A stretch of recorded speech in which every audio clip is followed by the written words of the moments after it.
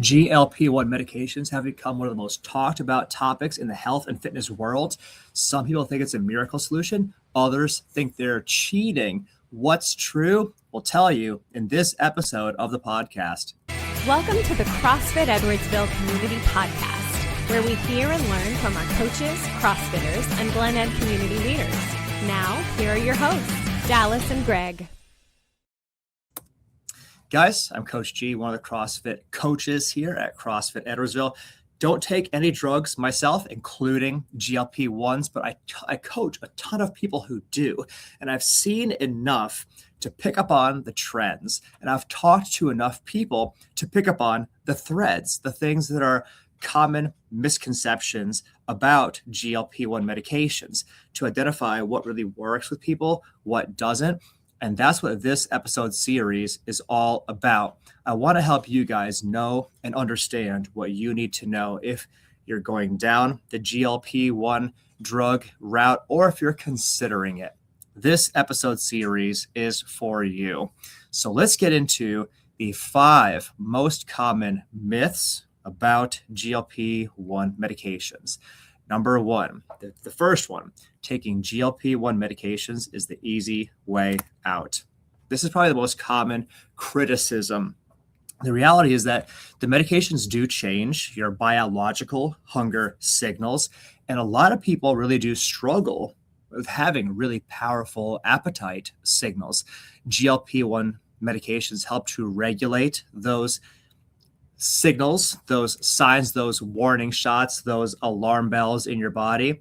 But lifestyle changes are still required as you go down this path because the medication may reduce your hunger, but it doesn't build your muscle, doesn't cook you healthy meals, does not create exercise habits for you. The drug is not magic, but it can be a helpful medical tool for you. So myth number 1, taking the drugs is the easy way out. Let's go to myth number 2.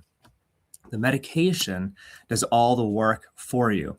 Now, the medication is going to help you in several ways. It will reduce your appetite. It will slow your stomach emptying. It'll help you to eat less. And does that help? Sure, that definitely does help. But your success still depends upon the lifestyle you build, the habits you develop and reinforce as you go into this. Exercise, nutrition, quality, not just the amount, but the nature of what you eat, the kinds of foods that you eat. The habit formation piece of this is still going to be the key determinant of your success because 2 different people can both take this same medication and have very different outcomes depending on how they approach and structure their lifestyle. You got the one person that does your strength training, eats protein, builds habits. The other person eats very little, avoids exercise because they're not only not eating enough, but they're eating the wrong foods. They get no energy. They're tired and they're sapped all the time because they're relatively malnourished. They lose muscle. They rebound and gain all the weight back at the back end when they get off the medications. These are very different long-term outcomes, and they're all lifestyle and habits driven. That's myth number 2. The medication does all the work. Myth number 3.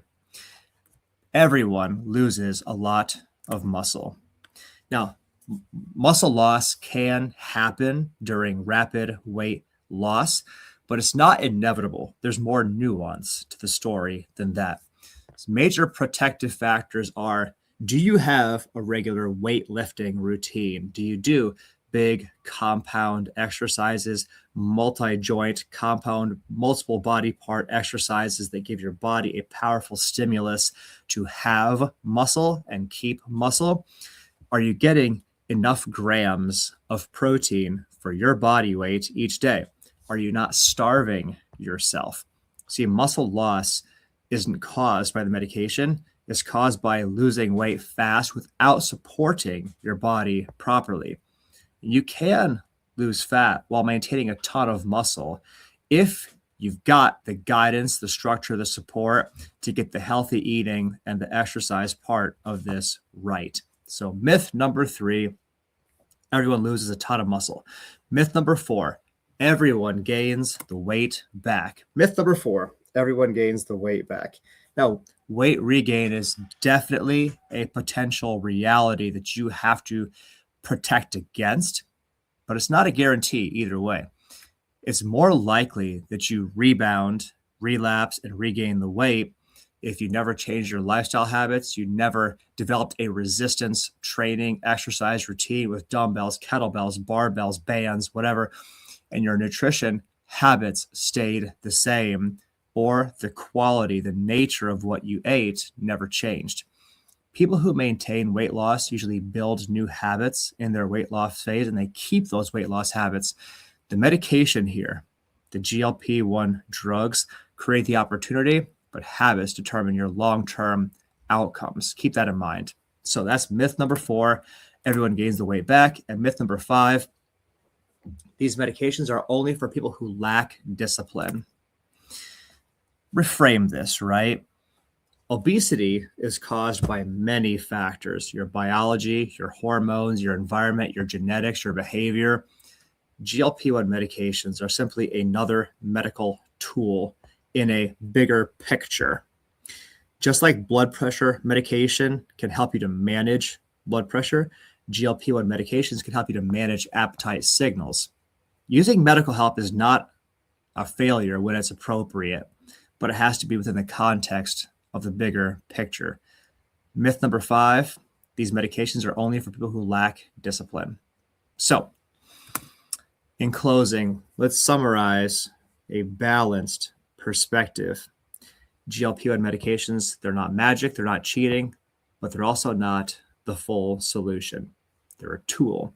People who succeed long-term usually combine the medication with strength training, good nutrition, sustainable habits. So the medication starts the process, and then what you do when you have the medications are what make your results last. Keep that in mind. But we'd love to hear from you guys. Tell us in the comments below what your takeaways from this podcast or this series have been, what questions you have, or what resonated with you. Share with us your comments in the section. Share with us your thoughts in the comments section below. And guys, that's all I got for now. We'll see you in the next episode. Here's my son to close us out. Thanks for listening to my dad's podcast. For more useful tools and guidance, go to CrossFitEdwardsville.com and feel free to like, share, subscribe, and leave your thoughts in the comment sections down below. See you in the next episode.